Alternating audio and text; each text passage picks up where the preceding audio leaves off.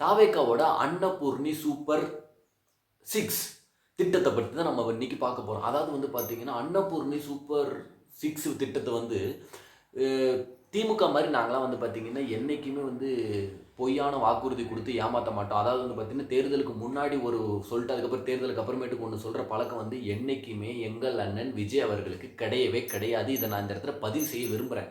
அது எங்க அண்ணனே சொல்லியிருக்காரு. பார்க்குறீங்களா?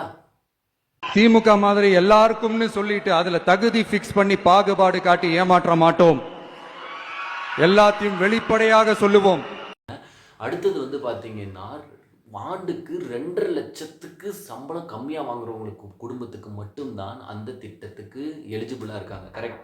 ஆனால் வந்து பார்த்தீங்கன்னா, இன்றைக்கி என்னோட சம்பளம் வந்து ரூ. 21,500. அதாவது வந்து பார்த்தீங்கன்னா, நான் 2,58,000 மாதம் சம்பாதிக்கிறேன். இப்போ நான் வந்து அதுக்கு எலிஜிபிள் கிடையாது. அதாவது என்னோட ஒரு நாள் சம்பளம் ரூ. 836. அதாவது வந்து பார்த்தீங்கன்னா, இன்றைக்கி ஒரு புரோட்டா மாஸ்டர் கூட வந்து ரூ. 1000 ரூ. 1,200 சம்பாதிக்கிறாங்க நார்மலாக. ஆனால் ஒரு படித்த இன்ஜினியர் நான் ரூ. 826 சம்பாரித்து பரவாயில்ல, இந்த மாதிரி கவர்மெண்ட் திட்டத்தை வச்சு எங்கள் குடும்பத்தை மேம்படுத்திடலாம் அப்படின்னு சொல்லி நான் நினச்சா, அதுக்கும் நான் எலிஜிபிள் கிடையாது. பரவாயில்ல விடுங்க. ஆனால் எங்கள் அண்ணன் வந்து அழகாக இருக்கார், க்யூட்டாக இருக்கார். எனக்கு அதுதான் முக்கியம். திட்டம் வந்து இல்லைனா இல்லாட்டி போது எங்கள் அம்மா வந்து பார்த்தீங்கன்னா விறகடுப்பில் சமைக்கட்டும், அது வந்து நமக்கு வந்து பிரச்சனை இல்லை. சிலிண்டர் வந்தால் என்ன வராட்டி இல்லை, நம்ம அண்ணன் அழகாக இருந்தால் அது போதும்ல நமக்கு.